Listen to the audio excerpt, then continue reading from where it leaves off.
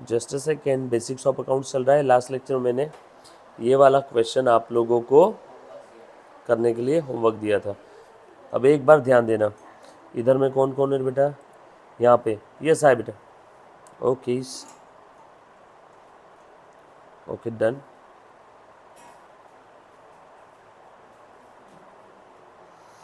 चलो स्टार्ट करें हम लोग।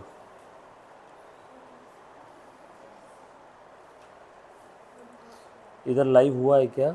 Yes, okay, all set.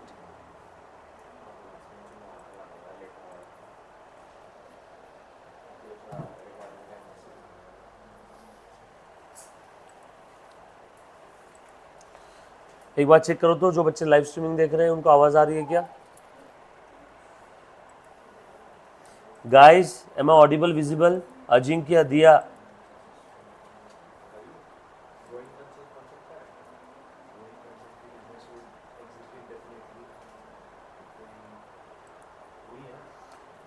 Done, all set.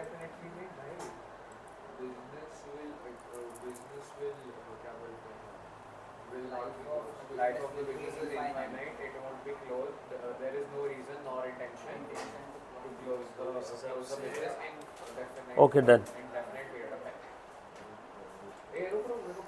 देखो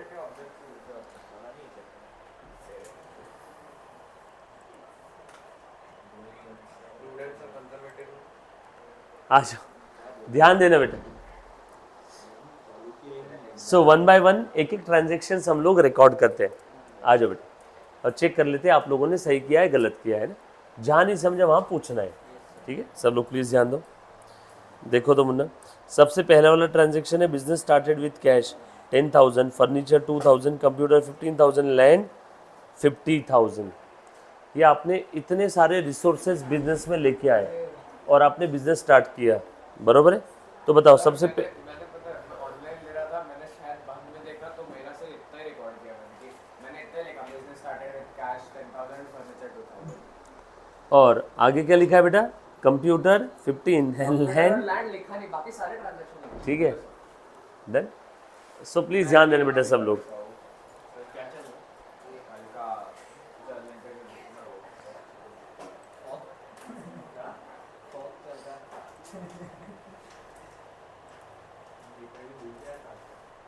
आ जाओ। सो सबसे पहला वाला ट्रांजैक्शन बेटा आप लोगों का, बिजनेस स्टार्ट किया है। बिजनेस में क्या क्या आ गया मुन्ना? कैश आ गया, हाँ बोल बेटा सूरज। कैश बिजनेस में आ गया तो कैश इंक्रीज हो गया, कैश इंक्रीज हो गया तो कैश को क्या करूँगा? डेबिट। मुन्ना प्लीज़ ध्यान देना, ये हम लोग क्या करें बेटा, अभी जितने भी ट्रांजेक्शन हुए ना बिजनेस में, टोटल कितने ट्रांजेक्शन हुए देखो, 18 ट्रांजेक्शन हुए। इन सारे ट्रांजेक्शन्स की हम लोग बुक्स ऑफ अकाउंट्स में क्या कर रहे हैं? एंट्रीज कर रहे हैं, जर्नल एंट्रीज पास कर रहे हैं। और एंट्रीज कैसे पास करेंगे? With the help of rules of debit and credit. अभी ध्यान दे दो अच्छे से। सबसे पहला वाला जो ट्रांजेक्शन है, business started with cash, furniture, computer and land. So business start किया। अच्छा ये एंट्री कैसे पास करेंगे, इसके लिए कोई रूल फॉलो करते हैं क्या हम लोग? बोलो तो बेटा कौन सा रूल है? सब लोग एक आवाज में, हाँ। एसेट्स, ड्राइंग्स, डेटर्स, हाँ बोलो बेटा, debtors, expenses and losses are always always always having debit balances. Means इस टाइप के अकाउंट बढ़ते हैं तो डेबिट करो, कम हुआ तो क्रेडिट करो। मतलब बिजनेस में अगर asset, drawings, debtors, expense, losses इस कैटेगरी के अकाउंट्स अगर इंक्रीज हो रहे हैं तो क्या करना है? उन्हें डेबिट करना है। इस कैटेगरी के अकाउंट डिक्रीज हो रहे तो उन्हें क्या करना है? क्रेडिट करना। अच्छा है, बढ़ना है कम होना कहाँ समझ में आएगा? ट्रांजेक्शन पढ़ना है, मातृभाषा में कन्वर्ट करना है, चेक करना है कि कौन सा अकाउंट इंक्रीज हो रहा है, कौन सा डिक्रीज हो रहा है।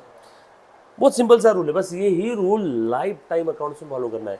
चाहे आपका 11th-12th का अकाउंट हो, CA, CMA, CBSE, ICSE, Maharashtra board, BCom, MCom, MPhil, PhD, कोई भी कहीं का भी रूल, यस और नो। डॉक्टरेट भी कर रहे हो अकाउंटिंग में तब भी रूल यही फॉलो होगा।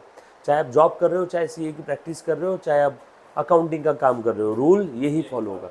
चाहे आपका टैली हो, टैली अकाउंटिंग सॉफ्टवेयर, चाहे अमेरिका का क्विक बुक हो, यस और नो। जैसे भारत में टैली यूज़ होता है, अमेरिका में क्या यूज़ होता है? Quick book.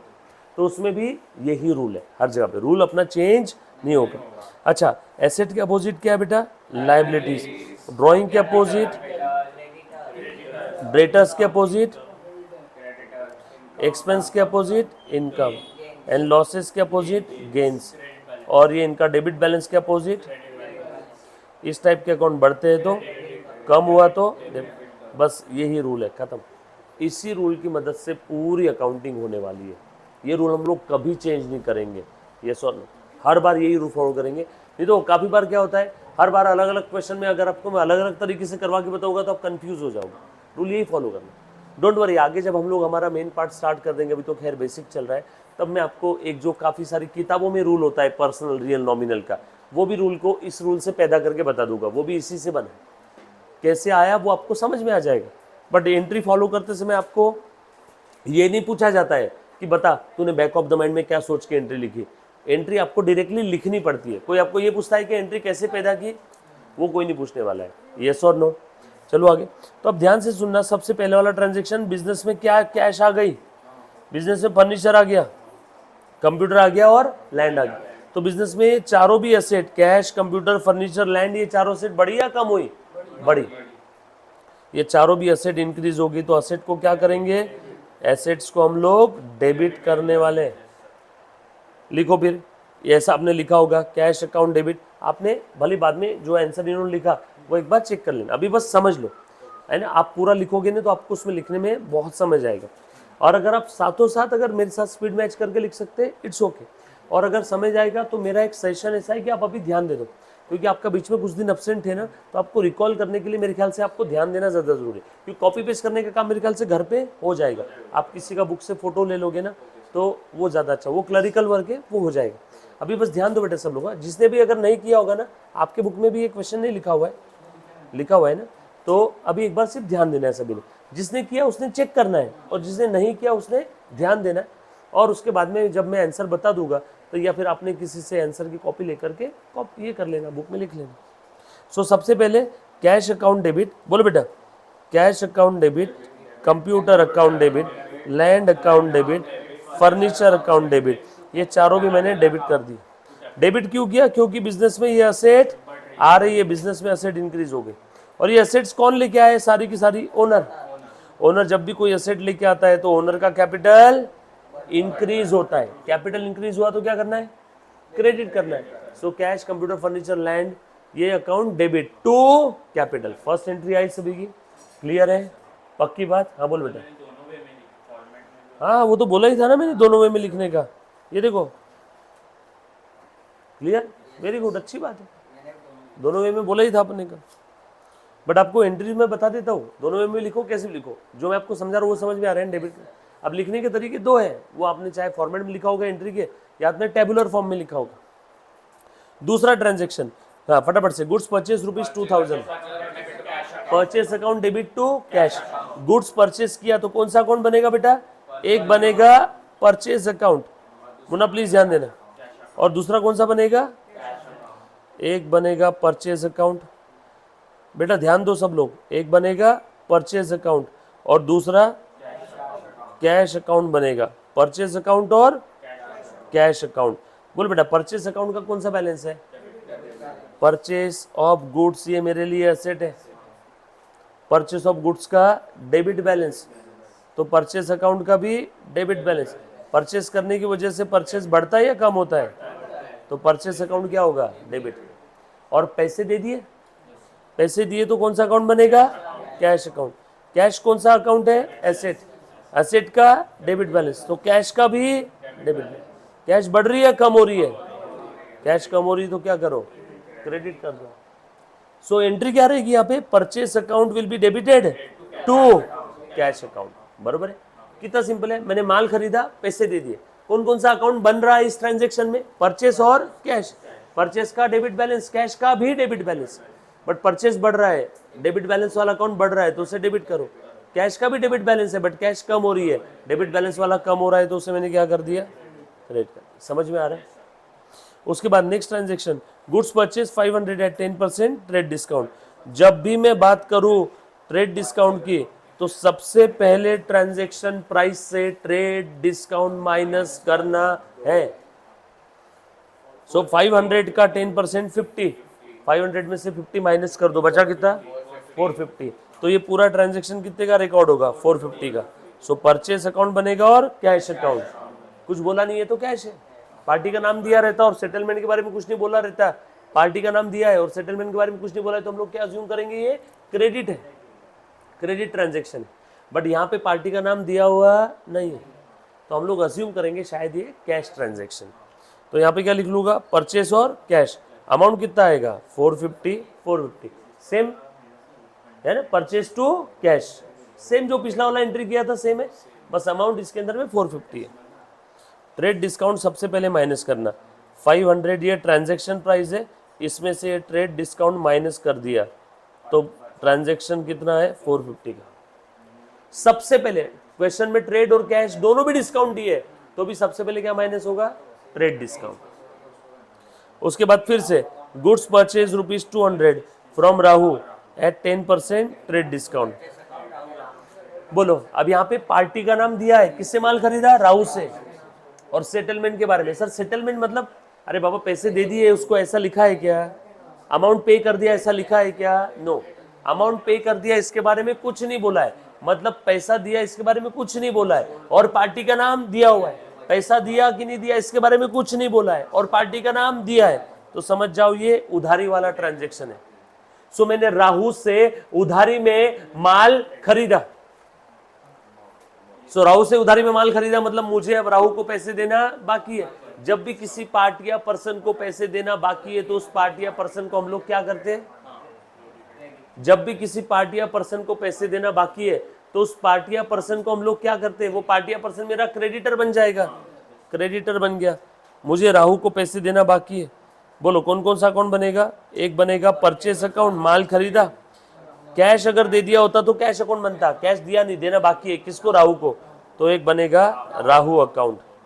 परचेस का डेबिट बैलेंस है, अभी हमने देखा परचेस किया तो परचेस बढ़ रहा है कि कम हो रहा है, बढ़ रहा है तो परचेस को डेबिट, बरोबर ना। और राहु से उधारी में माल खरीदा, बोलो राहु मेरा क्या बन गया, क्रेडिटर। क्रेडिटर का क्रेडिट बैलेंस, क्रेडिटर का क्रेडिट बैलेंस, राहु क्या बन गया, क्रेडिटर। क्रेडिट बैलेंस बढ़ता है तो क्रेडिट, कम हुआ तो बता, उधारी में माल खरीदते हैं तो क्रेडिटर बढ़ते हैं, और उधारी में खरीदा और क्रेडिटर्स बढ़ गए, और उधारी में माल खरीदा और क्रेडिटर्स बढ़ गए। सो क्रेडिटर्स बढ़ गए तो उन्हें क्या किया, credit. So purchase to Rahu, clear. कहाँ लिखा है, चौथा चल रहा है ना, फोर्थ वाला चल रहा है, fourth. Now fifth, goods purchase ₹100 from Rahu at 10% trade discount. अच्छा ये फोर्थ वाले में अमाउंट कितना आएगा, 200 में से 10% माइनस कर दो तो अभी जो है 180 का अमाउंट आएगा क्या। सबसे पहले ट्रेड डिस्काउंट माइनस कर देना ट्रांजैक्शन प्राइस से। नाउ फिफ्थ वाला, goods purchase ₹100 from Rahu at 10% trade discount for cash. सबसे पहले ट्रेड डिस्काउंट माइनस करो, 100 में से 10% गया, बोलो बचा कितना, 90। 100 का 10% 10 और उस 10 को 100 में से माइनस कर दो, बचा कितना 90। सो एंट्री तो 90 की आएगी, ये पक्का है। बट अब एंट्री उधारी ट्रांजेक्शन है, नगद, पार्टी का नाम दिया हुआ है, तो बच्चों को काफी बार लगता है पार्टी का नाम दिया मतलब उधारी, बट वेट, आखिरी में स्पेसिफिकली लिखा है फॉर कैश। मतलब यहाँ पे राहु से माल खरीदा और उसको पैसे दे दिए, बोलो राहु से अब लेन देन बाकी है। जब लेन देन बाकी नहीं है तो राहु का अकाउंट बनेगा नहीं, तो भले यहाँ पे पार्टी का नाम दिया लेकिन राहु का अकाउंट नहीं बनेगा। क्यों, क्योंकि ये कैश ट्रांजेक्शन है। सर ऊपर क्यों बनाया था, क्योंकि ऊपर तो क्रेडिट ट्रांजेक्शन था। सर ऊपर क्रेडिट क्यों था, क्योंकि वहाँ पे सेटलमेंट के बारे में, कैश पेमेंट के बारे में कुछ नहीं बोला था और पार्टी का नाम दिया हुआ था। यस और नो।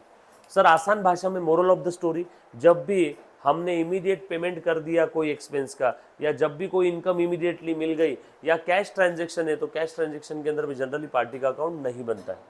इमीडिएटली इनकम आ गया या इमीडिएटली पेमेंट कर दिया, या उससे भी आसान भाषा में किसी ट्रांजेक्शन की वजह से अगर पार्टी के साथ मनी और मनीज वर्थ में अगर लेन देन पेंडिंग नहीं है, ना लेना बाकी है ना देना बाकी है, तो वहां पे पार्टी का अकाउंट नहीं बनेगा।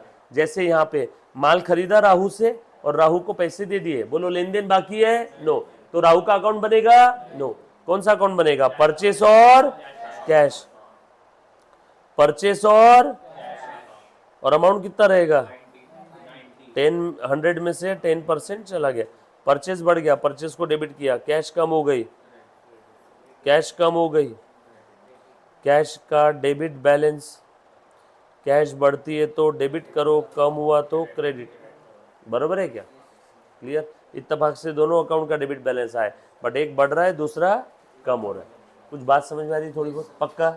उसके बाद नेक्स्ट ट्रांजेक्शन, हाँ बेटा अगला 6 नंबर का, goods purchase from Rahu at 10% trade discount. Munna please ध्यान देना, 6 नंबर ट्रांजेक्शन है बेटा, goods purchase from Rahu at 10% trade discount and 5% cash discount and half amount paid. Rahu से माल खरीदा, 10% ट्रेड डिस्काउंट है, 5% कैश डिस्काउंट है, दोनों भी डिस्काउंट है, और आधा अमाउंट हमने पे कर दिया। यही वाले उसमें डाउट है ना? पहले एक बार समझाता हूँ, ये वाले में कि ऊपर वाले में? ये वाले में ना? हाँ अभी ध्यान दे। जैसे मैंने राहु से माल खरीदा है बेटा, कितने का? 100 का। ये देखो मैंने लिखा, पुनः प्लीज ध्यान दो। सबसे पहले क्या करूं? ट्रेड डिस्काउंट माइनस करूं। कितना है ट्रेड डिस्काउंट? बोलो बचा कितना? तो जो भी परचेस का एंट्री आएगा वो कितने का रहेगा? 90 का। हाँ, आगे और क्या लिखा है? 5% कैश डिस्काउंट भी मिल रहा है। हमने माल खरीदा है राहु से, राहु ने खुश होके हमें क्या दिया? 5% cash discount. But cash discount कौन से ट्रांजेक्शन पे देते हैं? ओनली ऑन कैश ट्रांजेक्शन, उधारी वाले ट्रांजेक्शन पे नहीं रहता। तो हम राहु को बोले, राहु 5% कैश डिस्काउंट देगा मुझे? राहु बोला हाँ, जितना तू इस ट्रांजेक्शन का भी पेमेंट कर देगा, अगर तू 100% पेमेंट अभी करने के लिए तैयार है तो तुझे 5% डिस्काउंट। मैंने बोला पूरा तो नहीं है, मेरे पास आधा है। तो राहु ने बोला रुक, आधा है ना? तो 90 का ट्रांजेक्शन था, 90 का आधा कितना होता है? 45, बचा हुआ आधा 45। मैंने बोला 45 में बाद में दूंगा, क्योंकि हाफ पे किया ना, तो 45 पेएबल, देना बाकी। किसको? To Rahu.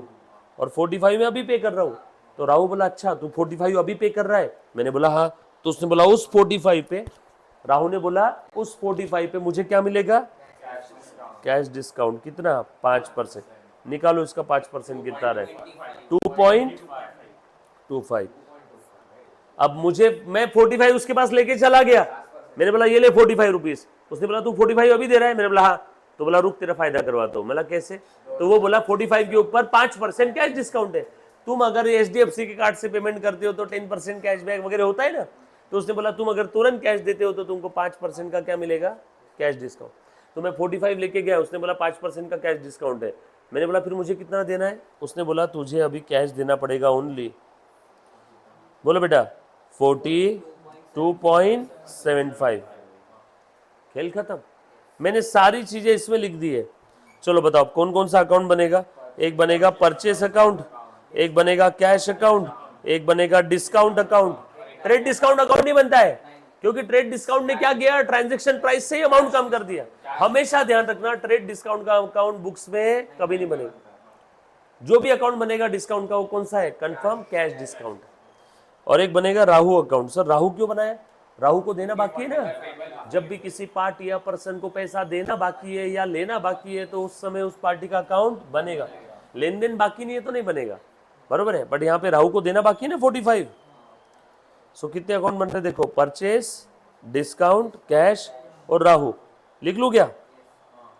Purchase, discount, cash, Rahu 1 2 3 4। Purchase account, discount account. चलो फर्स्ट स्टेप खत्म। सेकेंड स्टेप बताओ, परचेस का बैलेंस, डेबिट बैलेंस। परचेस बढ़ रहा है या कम हो रहा है? माल खरीद रहे तो परचेस बढ़ रहा है ना। खेल खत्म। परचेस को क्या करेंगे? डेबिट। चलो दूसरा हाँ, डिस्काउंट का कौन सा बैलेंस है यहाँ पे बताओ। रुको सर, ऐसे नहीं मालूम हमें डिस्काउंट का कौन सा बैलेंस है, आप बताओ डिस्काउंट मिल रहा है कि दे रहे हो। तो अभी मैं चेक करके बताता हूँ। हे ट्रांजैक्शन बता, डिस्काउंट मिल रहा है दे रहे? ट्रांजैक्शन ने बोला माल खरीद रहे, माल खरीदते हैं तो डिस्काउंट मिलता है। माल जब भी हम लोग खरीदते हैं तो हमें डिस्काउंट मिलता है, यस और नो। सो यहाँ पे मुझे डिस्काउंट मिल रहा है। डिस्काउंट मिल रहा है तो मेरा इनकम है या खर्चा है? डिस्काउंट मिल रहा है तो इनकम गेन बोल दो। इनकम गेन यानी कौन सा बैलेंस? क्रेडिट बैलेंस वाला अकाउंट बढ़ता है तो, कम हुआ तो डेबिट करो। अब तुम बताओ डिस्काउंट मिल रहे तो मेरा फायदा तो बढ़ ही रहा है ना। बढ़ रहा है तो क्या करूं उसको? Very good. डिस्काउंट का अमाउंट कितना है? 2.25। परचेस का अमाउंट कितना है? हाँ, अगला अगला अकाउंट कैश। बोलो कैश का कौन सा बैलेंस है?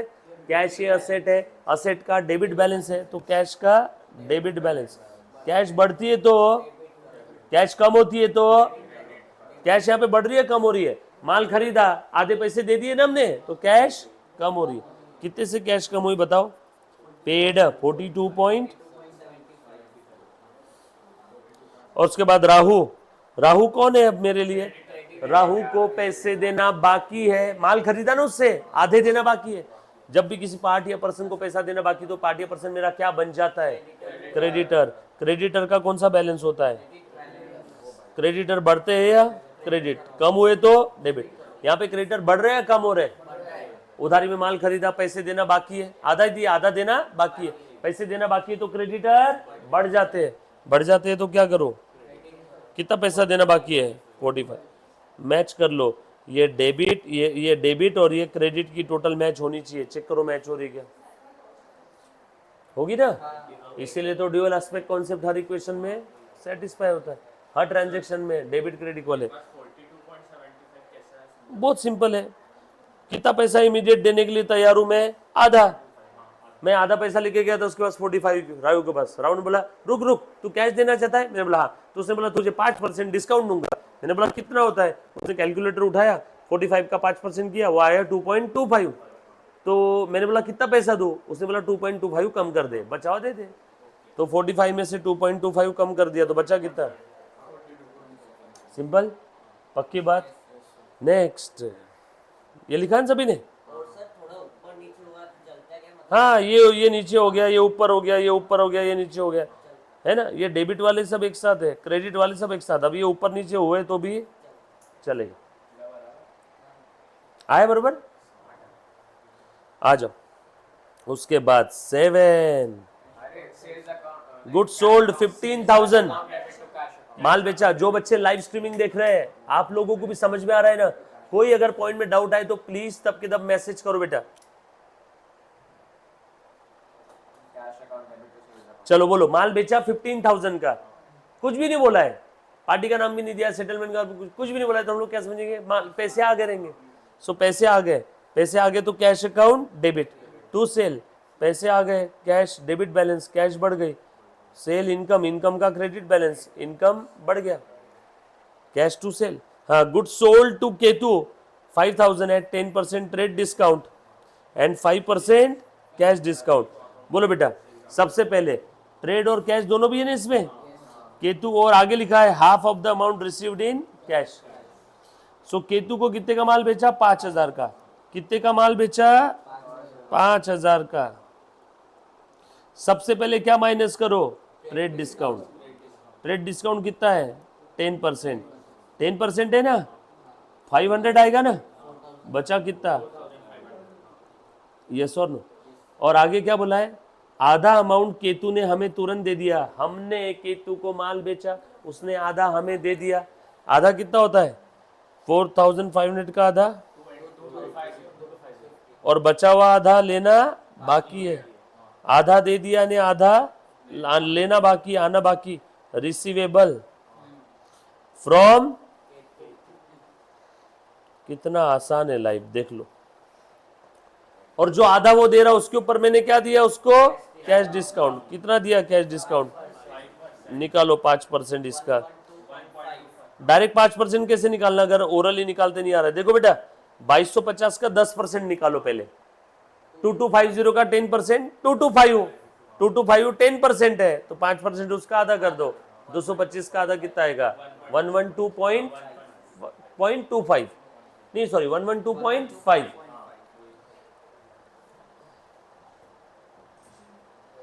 बोलो बचा कितना? 2250 में से 112.5 गए। बोलो बेटा, वेरी गुड। सो इतना कैश पे नहीं किया, इतना हमने माल बेचा ना हमने, तो इतना कैश क्या हुआ?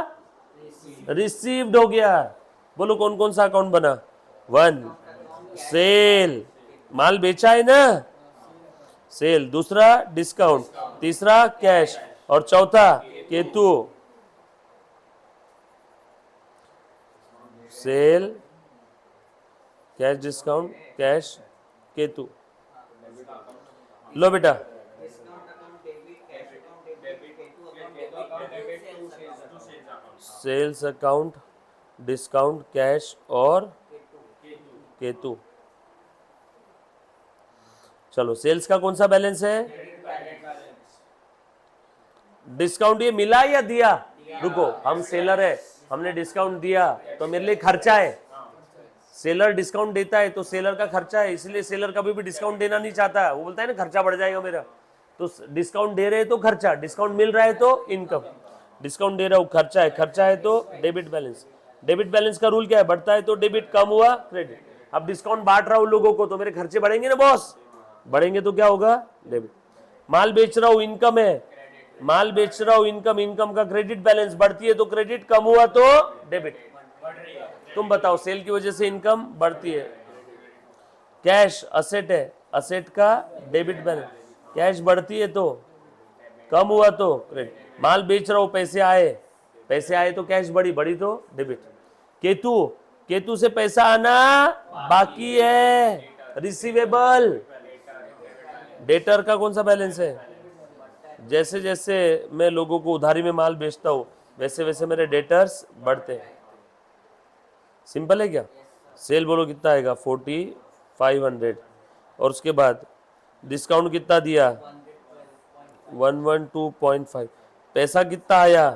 2137.5 और ये केतु से कितना लेना है? चेक कर लो, ये टैली हो गया।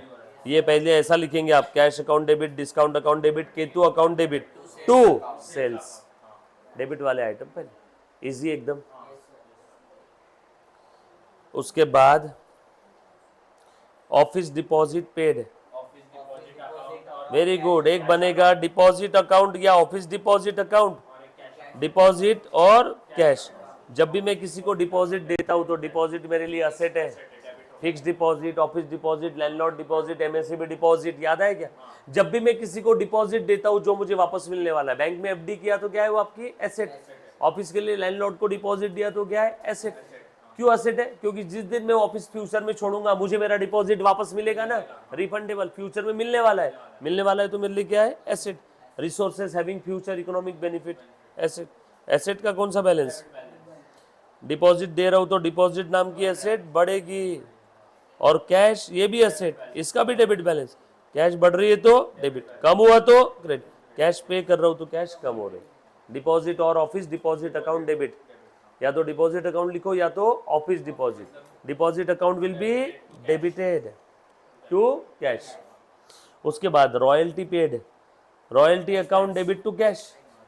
Wages paid, sorry wages due, wages account, wages खर्चा है, खर्चे का डेबिट बैलेंस बढ़ रहा है तो डेबिट, कम हुआ क्रेडिट। वेजेस की वजह से खर्चा बढ़ता है। और वेजेस अगर दे दिया होता तो यहां पे आता दूसरा कैश, बट यहां पे क्या लिखा है? वेजेस ड्यू, मतलब वेजेस देना बाकी है, तो वेजेस आउटस्टैंडिंग या वेजेस पेएबल नाम का अकाउंट बनेगा। वेजेस आउटस्टैंडिंग या वेजेस पेएबल, वेजेस आउटस्टैंडिंग या वेजेस पेएबल। बोलो बेटा, वेजेस आउटस्टैंडिंग या वेजेस पेएबल ये क्या है आपकी? Asset, drawing, debtor, section losses, liability, public return. Liability देना बाकी है ना, लायबिलिटी का कौन सा बैलेंस? Credit balance. बढ़ता है तो क्रेडिट, कम हुआ तो डेबिट। बोलो बेटा, आउटस्टैंडिंग क्या रहेगा? लायबिलिटी। जब भी एक्सपेंस पेएबल है, वेजेस पेएबल है, सैलरी पेएबल है, सैलरी ड्यू, वेजेस ड्यू, कोई भी खर्चा देना बाकी है तो देना बाकी है मतलब आपको देना पड़ेगा, वो आपकी जिम्मेदारी है, देना पड़ेगा। देना पड़ेगा तो क्या है? आपकी लायबिलिटी। वो लायबिलिटी का कौन सा बैलेंस है? Credit balance. ये देखो ना ऊपर रूल में लिखा है, देख बेटा, लायबिलिटी का कौन सा बैलेंस है? Credit balance. सो लायबिलिटी बढ़ रही है तो क्रेडिट, कम हुआ डेबिट। देना बाकी है तो लायबिलिटी बढ़ रही है, हो गया। Wages account will be debited to wages outstanding account या वेजेस पेएबल अकाउंट। ये समझा बेटा? पीछे डन। उसके बाद नेक्स्ट, सेम वेजेस की तरह salary too, next salary to salary payable और सैलरी टू आउटस्टैंडिंग सैलरी। उसके बाद प्रिंटिंग स्टेशनरी 50, ये इसकी तरह रॉयल्टी पे किया था वैसे।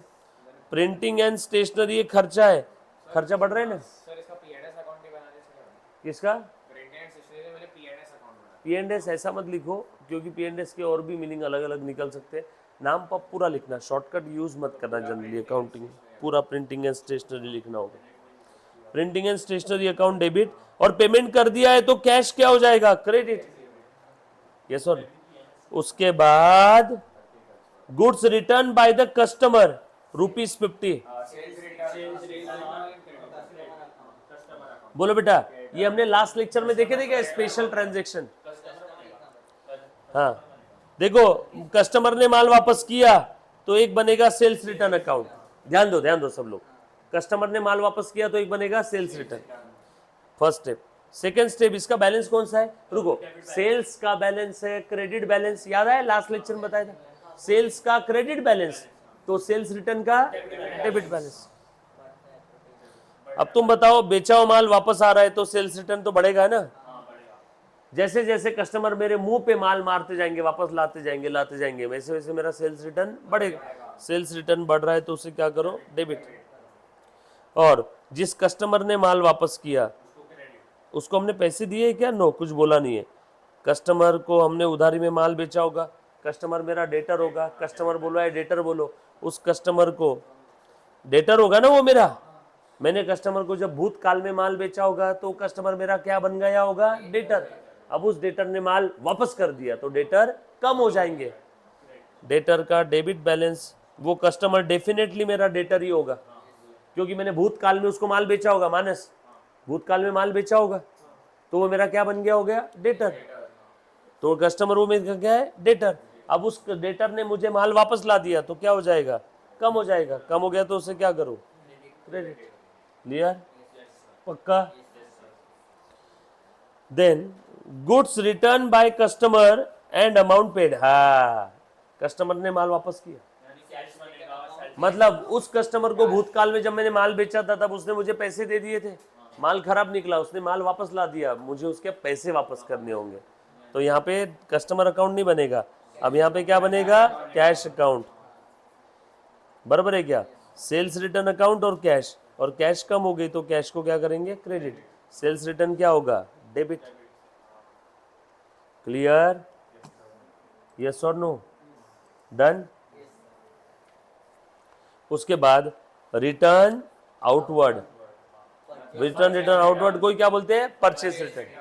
रुको, परचेस का कौन सा बैलेंस है? Debit balance. उल्टा, परचेस रिटर्न का क्रेडिट बैलेंस। तो एक बनेगा परचेस रिटर्न अकाउंट, एक बनेगा परचेस रिटर्न अकाउंट। इसका क्रेडिट बैलेंस, खरीदा हुआ माल वापस कर रहे हैं तो परचेस रिटर्न बढ़ेगा ना, क्रेडिट बैलेंस वाला अकाउंट बढ़ रहा है तो क्रेडिट करो। बरोबर? और किसको माल वापस किया होगा? सप्लायर को, क्रेडिटर को।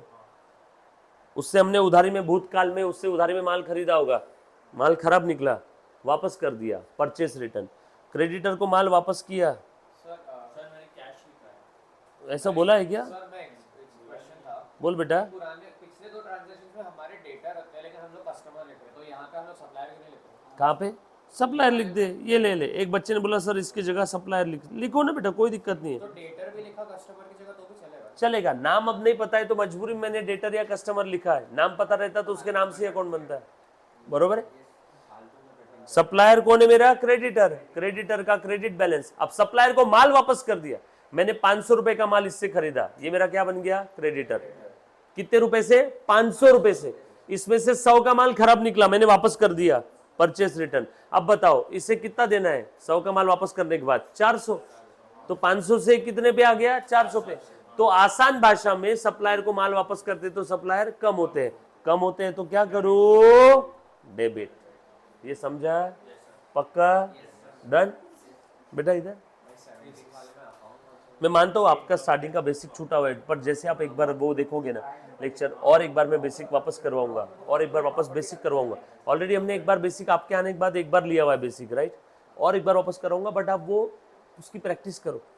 बेसिक गिलो और प्रैक्टिस के क्वेश्चन भी दूंगा, विथ आंसर दूंगा, प्रैक्टिस करोगे हो जाएगा वापस। और मैं बैठे ही डाउट जब भी आया, बरोबर? हाँ, सबसे बेस्ट है, इसमें काफ़ी सारे ट्रांजेक्शन्स है, इसका मॉडल आंसर भी है सब। उसके बाद इनकम टैक्स पेड 17, चलो बताओ तो इनकम टैक्स पेड का क्या रहेगा एनीबॉडी? टैक्स अकाउंट और कैश एक रहेगा इनकम टैक्स अकाउंट, बच्चे ऐसा बोल रहे हैं, और दूसरा पेड है ना रे, पेड है, पेड है तो प्रोपराइटर क्यों रहेगा? क्योंकि उसने अभी पे किया है। पेड है तो कैश। नहीं नहीं नहीं, किया है उसने, अभी किया है उसने पे। हाँ तो अभी पे किया इसलिए तो कैश बोल रहा हूँ, PID पेड, तो क्या दिया होगा? कौड़ी पत्थर पैसा, पैसे दिए होंगे, तो एक बनेगा कैश अकाउंट। लेकिन अब सब लोग रुक जाओ, ये 17 इंपॉर्टेंट है, थोड़ा अलग है। First step, second, third. एक तो बनेगा कैश अकाउंट, ये पक्का है, धंधे में से पैसे गए ना, कैश, ये डेबिट बैलेंस कैश का असेट है ना, डेबिट बैलेंस बढ़ता है, डेबिट कम हुआ क्रेडिट, बिजनेस से कैश चला गया, तो ये तो पक्की बात है कैश क्रेडिट होगा। डेबिट क्या होगा, ध्यान से सुनना, ये सोल प्रोप्राइटरी बिजनेस है जिसकी हमारी बात चल रही है, जिसकी हमारी बात चल। मुझे एक बात बताओ, यहाँ पे ये सोल प्रोप्राइटर ने जो इनकम टैक्स पे किया, इनकम टैक्स किस पे पे करते रहे? प्रॉफिट पे। इनकम टैक्स किस पे पे करते हैं? प्रॉफिट पे। प्रॉफिट किसका होता है? धंधे में जो भी प्रॉफिट होगा वो प्रॉफिट पे धंधे का, उस बिजनेस का अधिकार नहीं होता है, वो प्रॉफिट पे किसका अधिकार होता है? ओनर का। इसीलिए देखो प्रॉफिट कैपिटल में ऐड करते हैं, इसीलिए प्रॉफिट लायबिलिटी में लिखते हैं। प्रॉफिट ओनर का, बिजनेस का नहीं होता है, प्रॉफिट किसका होता है? ओनर का। प्रॉफिट किससे देना होता है? ओनर को। सो बिजनेस में जैसे ही प्रॉफिट हुआ, बिजनेस ओनर को बोल रहा है, हे ओनर, ये प्रॉफिट तेरा है, मैं तुझे देने वाला हूँ, और इसीलिए प्रॉफिट कैपिटल में ऐड कर देते। सो प्रॉफिट ये किसका है? ओनर का। तो उस प्रॉफिट पे, उस इनकम पे, उस प्रॉफिट पे, उस इनकम पे टैक्स भी कौन पे करेगा? ओनर। सो टैक्स एक किसकी पर्सनल जिम्मेदारी है? ओनर की। और उस पर्सनल जिम्मेदारी के लिए, उस पर्सनल पेमेंट के लिए ओनर ने पैसे कहां से लिए? बिजनेस से। तो तुम बताओ, इनकम टैक्स ये सोल प्रोप्राइटरी के केस में हर बार क्या माना जाएगा? ड्राइंग। तो यहाँ पे इनकम टैक्स अकाउंट नहीं बनेगा, ड्राइंग अकाउंट बनेगा। ड्राइंग का डेबिट बैलेंस, ओनर ने बिजनेस से विड्रॉ किया तो ड्राइंग बढ़ गया, so drawing account debit to cash. Narration में लिखेंगे इनकम टैक्स पे किया ओनर ने। सर इनकम टैक्स अकाउंट धंधे में नहीं बनेगा क्या? नो, ओनर के पर्सनल खर्चों का अकाउंट बिजनेस में क्यों बनाऊं? बिजनेस एंटिटी कॉन्सेप्ट क्या बोलता है? ओनर अलग, बिजनेस अलग। ओनर के पर्सनल खर्चों का अकाउंट बिजनेस में क्यों बनाना है भैया? ओनर ने अपने बच्चे की स्कूल फीस के लिए बिजनेस के कैश बॉक्स से पैसे निकाले, तो बताओ बिजनेस में स्कूल फी अकाउंट बनेगा क्या? नो, वो ओनर का पर्सनल खर्चा है। यहाँ पे तो हम लोग बस ड्राइंग अकाउंट बनाएंगे, ड्राइंग टू कैश। अब वो पैसे भी ड्रॉ करके तू उस बच्चे की स्कूल की फीस पे कर कि बच्चे के बच्चे की स्कूल की फीस पे कर, हमें क्या, बिजनेस के एंगल से सोचो। क्लियर? ये बात समझी? पक्का? उसके बाद goods loss due to fire, बोलो बेटा, last, goods lost due to fire दिया। बीच बीच में कहां पे एब्सेंट रह रही बेटा? बीच बीच में कहां पे एब्सेंट रह रही मुन्ना? प्लीज बीच बीच में लेक्चर से एब्सेंट मत रहो। अगर नेटवर्क का प्रॉब्लम है तो ऐसी जगह पे बैठो जहां पे नेटवर्क फुल आता है। राइट राठी जी, आ जाओ। Goods loss due to fire, last transaction है। बोलो बेटा क्या करेंगे यहाँ पे entry? Loss due to fire account बनाएंगे, और दूसरा गुड्स गए ना बिजनेस से, याद आया last lecture? Very good, purchase account बनेगा। परचेज अकाउंट इसलिए क्योंकि बिजनेस से माल गया है, माल चला गया, सेल नहीं हुआ है, तो एक काम करो परचेज को ही कम कर दो। सेल तो दिखा नहीं सकते, तो एक काम करो परचेज को कम करो। याद है लास्ट लेक्चर में ऐसी ट्रांजेक्शन लिए थे हमने। सो लॉस का डेबिट बैलेंस है, लॉस बढ़ रहा है क्या? यस, आग लग गई, लॉस बढ़ रहा है, लॉस को क्या करो? डेबिट। परचेज का भी डेबिट बैलेंस है, परचेज यहाँ बढ़ रहा है या कम हो रहा है? माल कम हो गया तो परचेज को credit, so loss account debit to purchase. यहाँ पे बिजनेस से माल कम हो गया लेकिन सेल नहीं दिखा सकते। अगर सेल की वजह से माल कम होता तो यहाँ लिखते टू सेल। माल तो कम हुआ लेकिन सेल नहीं दिखा सकते, तो एक काम करो परचेज ही कम कर दो, परचेज ऑफ गुड्स ही कम कर दो। यस और नो? क्लियर है? पक्का? अब ये सारे ट्रांजैक्शन का लेजर पोस्टिंग करो। हो गया सभी का? फटाफट से, नहीं हुआ रहेगा तो अभी के अभी करो। आज मौका भी है, दस्तूर भी है, मैम का आज तबीयत खराब है तो मैम का लेक्चर नहीं है, तो फटाफट से यहीं पे लेजर पोस्टिंग बैलेंसिंग कर लो। सर टेस्ट है ना कौन सा? मैम की मैम के टेस्ट लेना है कि लेजर पोस्टिंग घर अभी करोगे या घर से करोगे? अगर लेजर पोस्टिंग घर से करते हो तो मैम की टेस्ट अभी ले लेता हूँ। टेस्ट है सर। डन। और सर मुझे एक डाउट था बोला। जो डिपॉजिट वाला क्वेश्चन है हाँ। उसमें नॉन रिफंडेबल लिखा है तो वो एक्सपेंस हाँ एक्सपेंस हो जाएगा। अगर नॉन, एक बच्चे ने बड़ा प्यारा सवाल पूछा है, डिपॉजिट जो है अपना ऊपर अगर वो नॉन रिफंडेबल है मतलब वो डिपॉजिट आज ही आपका खर्चा हो गया, फिर तो कहाँ गया डिपॉजिट,